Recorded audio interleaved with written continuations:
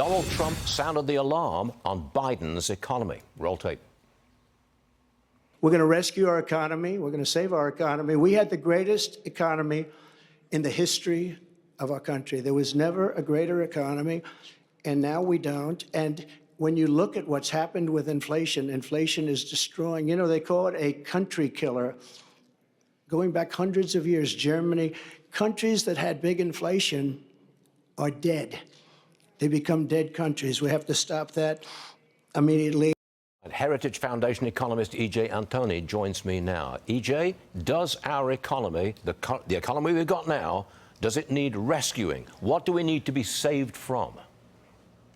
What do we need to be saved from? In a word, Bidenomics. And as far as does the country's economy need to be rescued, Stuart, I don't know if you saw the Empire Fed manufacturing report this morning, but that read from the New York Fed was literally the worst manufacturing print in the series history, with the one exception of COVID, when the government said it was illegal for those manufacturers to even be open for business. I mean, things are not looking good right now. New orders are plummeting, unfilled orders, shipments, the whole 9 yards. Everything in that report was absolutely horrible. Are you predicting a recession?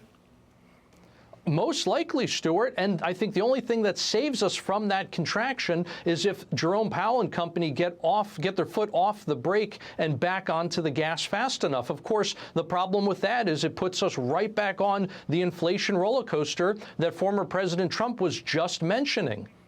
I'm going to go back to Bidenomics for a moment, EJ. A former member of Biden's 2020 campaign, Simone Sanders, says it's time to move on from Bidenomics. Here's the quote: "They are not going to get Bidenomics. Let it go. How about you just make sure they know what you're going to do and what you did?" Is that good advice for Biden, EJ?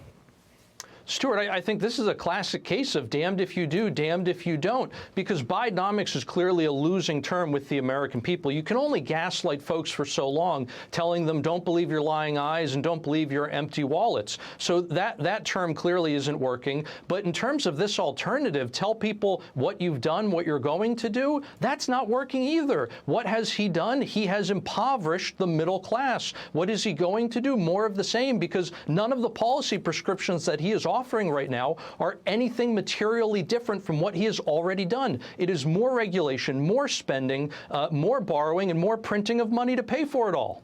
Well, EJ, that was an articulate condemnation of Bidenomics. Come back and do it again soon. EJ, thanks very much indeed. We'll see you again.